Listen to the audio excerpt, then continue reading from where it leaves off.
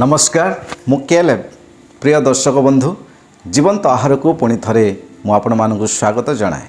आसतु आज ध्यान निमंते पवित्र बाइबल जिसाई पुस्तक 45 अध्याय 8 पदरु 17 पद पर्यंत ध्यान करवा। आज मुख्य प्रसंग है ईश्वर परित्राण रे भरोसा करवा। एठारे एक प्रकार लिखा जाए, हे आकाशमंडल तुम्हें माने उपरु वर्षण कर, मेघमाल धर्मवृष्टि करू, जेपरी परित्राण उत्पन्न हेब, एथिपाई पृथ्वी विदीर्ण हेउ और से धार्मिकता एकत्र अंकुरित कराओ। आम्भे सदाप्रभु यह सृष्टि करियछु, जे अपना सृष्टिकर्ता संगे विरोध करे से संतापर पात्र। पृथ्वीर खोपरा मध्यरे खंडे खोपरा मात्र, मृत्तिका कौन तार गढ़िबा लोक को कहिब, तुमे कौन निर्माण करुअछ, अबा तुमर कर्म कौन कहिब, ताहार हस्त नाही। जे पिता को कहे तुमे कौन जन्माओछ, अबा स्त्री लोक को कहे तुमे कौन प्रसव करुअछ, से संतापर पात्र सदाप्रभु इस्राएल धर्मस्वरूप और ताहांकर निर्माणकर्ता यही कथा कहती। आगामी घटनार विषय आमको पचार, तुम्हें माने आम संतानगण विषय और आमर हस्तकृत कर्म विषय आमको आदेश दियो। आमे पृथ्वी निर्माण करियछु और तहि मध्यरे मनुष्यर सृष्टि करियछु। आमर हस्त ही आकाशमंडल विस्तीर्ण करियछि और तहिर सकल सैन्याधिपति और तहिर सकल सैन्य सामंतଙ୍କୁ आम्भे आज्ञा देयछु।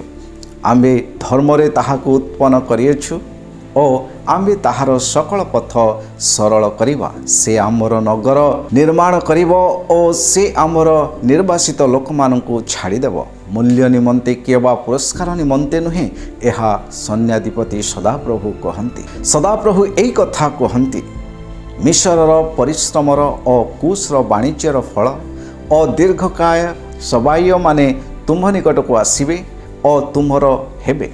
से माने तुमर पश्चातगामी हेबे, श्रृंखल रे बद्ध होई सेमाने आसिबे, पुणी सेमाने तुमको प्रणाम करिबे और निवेदन करी कहिबे, निश्चय परमेश्वर तुम्ह मध्यरे अछंती, ताहांक बिनु आउ केही नाही, आउ केही परमेश्वर नाहंती। हे त्राणकर्ता इस्राएल परमेश्वर, तुम्हे निश्चय आत्मगोपनकारी परमेश्वर अट। सेमाने लज्जित हेबे, हाँ से समस्ते घाबरा हेबे। प्रतिमा निर्माणकारी समस्ते एक संगरे अपमानग्रस्त हेबे। मात्र इस्राएल सदाप्रभुଙ୍କ द्वारा अनंत काल स्थायी परित्राण प्राप्त हेब। तुम्हें माने जुग जुगांत जाए लज्जित कियबा घाबरा हेब नाही। आसंतु आजिर पठित अंश को बुझिबा निमंते चेष्टा करिबा। अणजिहुदी राजा करंस को अभिषेक करी व्यवहार करिबा ईश्वरंकर योजना को विरोध करी एक चित्कार उठिला। परमेश्वर कुम्भार को प्रश्न करुथिबा माटी सहित यार तुलना करिसंती एवं परमेश्वर घोषणा कले जे से तांको इच्छानुजाई करस परि अणजिहुदी माध्यम रे कार्य करिवे। ईश्वर बंदी होई निया जाइथिबा इस्राएल माननकु करस्क द्वारा जेरुसालेम को फेराई आनिबे। जेतेबेले सही समय आसिला, अणजिहुदी विजातीय राज्यरु मध्य जो माने ईश्वर को जानी नथिले से माने ईश्वर को प्रकृत परमेश्वर बोली चिन्हिले। जो माने मूर्ति पूजा करती से माने लज्जित हेबे। केवल इस्राएल अनंत काल निमंते अनंत परित्राण पाइबे। पठित अंशरे ईश्वर किए अटंती, आसंतु आमे ताहा चिंता करिबा। 11-14 पद मध्यरे स्वर्ग और पृथ्वीर समस्त विषय परमेश्वरଙ୍କ द्वारा निर्माण करा जायछि। जेपरि माटी कुंभकारर उद्देश्य एवं परिकल्पना बुझी पारि न थाए, सेहीपरि भावरे परमेश्वरଙ୍କ द्वारा सृष्ट मनुष्य ईश्वरଙ୍କର योजना और परिकल्पना संपूर्ण भावरे बुझी पारि न थाए, बरं ईश्वरଙ୍କର योजना को संदेह करि थाए। आसु आमे नम्रतार सह ग्रहण करू जे ईश्वर ही परमेश्वर अटंती और विश्वास करिबा जे ईश्वर तांकर धार्मिकतार कार्य संपूर्ण करिवे। पठित अंशरे ईश्वर आम्भମାନଙ୍କୁ କ'ଣ ଶିଖାନ୍ତି ଆସନ୍ତୁ ତାହା ଆମେ ଚିନ୍ତା କରିବା। 15ରୁ 17 ପଦ ମଧ୍ୟରେ ଯେଉଁମାନେ ସଦାପ୍ରଭୁଙ୍କ ଠାରେ ବାସ କରନ୍ତି ସେମାନେ ଲଜ୍ଜିତ ହେବେ ନାହିଁ।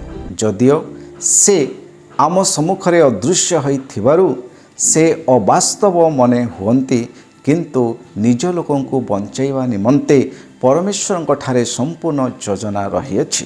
କ'ଣ ମୁଁ ଦୃଶ୍ୟମାନ ଶକ୍ତି ସମ୍ପତ୍ତି ପଛରେ ଦୌଡ଼ିଅଛି କି ନା ଅଦୃଶ୍ୟ ପରମେଶ୍ୱରଙ୍କୁ ଅନୁସରଣ କରି ତାହାଙ୍କର ପ୍ରଶଂସା କରୁଅଛି? ଆଜିର ଧ୍ୟାନରେ ପ୍ରଭୁ ଆମ ସମସ୍ତଙ୍କୁ ଆଶୀର୍ବାଦ କରନ୍ତୁ। ଆସନ୍ତୁ ପ୍ରାର୍ଥନା କରିବା। ହେ ପ୍ରଭୁ, ତୁମର ଯୋଜନାକୁ ସମ୍ପୂର୍ଣ୍ଣ ରୂପରେ ବୁଝି ନ ପାରିଲେ ସୁଦ୍ଧା ତୁମଠାରେ ନିର୍ଭର କରି ବିଶ୍ୱସ୍ତତାର ସହିତ ବଞ୍ଚିବା ନିମନ୍ତେ ଆମ ସମସ୍ତଙ୍କୁ ସାହାଯ୍ୟ କରନ୍ତୁ। ପ୍ରଭୁ ଯୀଶୁଙ୍କ ନାମରେ ମାଗୁଅଛି, ଆମେନ୍।